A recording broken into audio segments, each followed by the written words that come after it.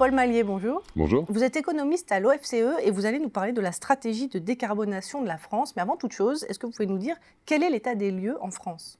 Alors aujourd'hui, on émet en France 430 millions de CO2 équivalents donc pour l'ensemble des gaz à effet de serre, ce qui représente environ 7 tonnes par habitant.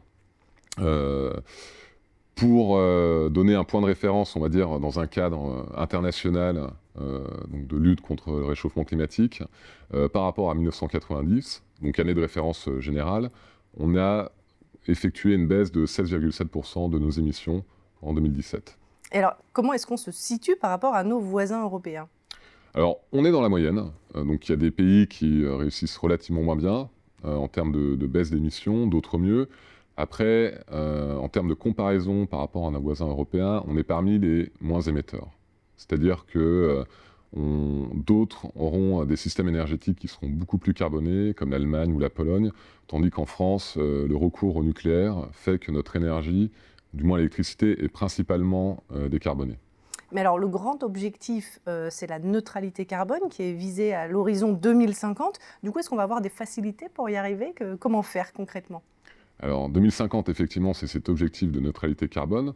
Alors Donc, peut-être vous pouvez nous rappeler ce que c'est d'ailleurs. tout à fait. Donc, la neutralité suppose que l'ensemble des émissions émises sur le territoire national soient en même temps absorbées ou compensées par des puits de carbone qui peuvent être naturels, comme les forêts ou les océans, ou alors artificiels, comme ce que sont aujourd'hui des technologies de capture, qui sont encore à des phases de développement, mais qui sont complémentaires. Et à 2050, cet objectif suppose qu'on réduise nos émissions à 80 millions de tonnes.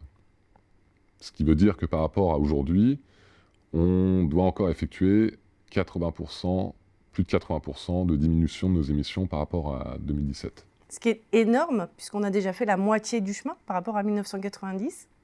Effectivement, 2020 sera la moitié du chemin par rapport à 1990, et donc les 30 prochaines années qui vont suivre vont supposer un effort sans précédent.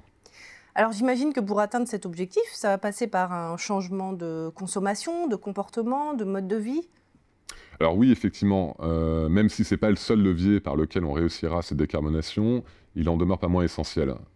Aujourd'hui, on utilise beaucoup les modes de transport, comme l'avion, les voitures privées, et ce qui apparaît comme étant, non pas forcément totalement, mais en tout cas de manière substantielle, à modifier à cette date pour pouvoir réussir ces objectifs.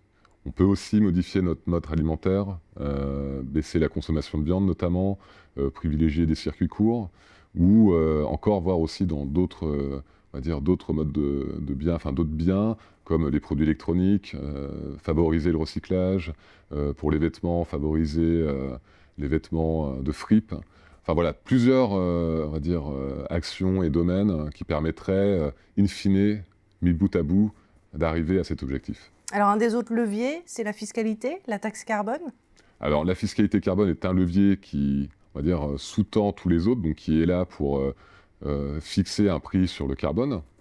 Donc ce prix, pour réussir cette trajectoire de décarbonation, elle suppose d'être croissante, et les travaux prospectivistes qui ont pu être conduits en France montrent qu'il faudrait avoir un niveau de prix du CO2 d'ici 2050 entre 600 et 90. Alors après, ça ne représente finalement à cette date qu'une portion incongrue du CO2 qu'on émet aujourd'hui, mais la dynamique est celle d'un prix du carbone croissant.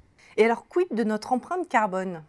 Alors l'empreinte carbone, c'est un concept de comptabilité qui se différencie de celui d'inventaire national, donc le concept central sur lequel se fondent les engagements internationaux pris dans le cadre de la lutte contre le réchauffement climatique, et qui intègre l'ensemble des émissions émises, quel que soit l'endroit sur le globe, par la consommation finale de nous, ménages français.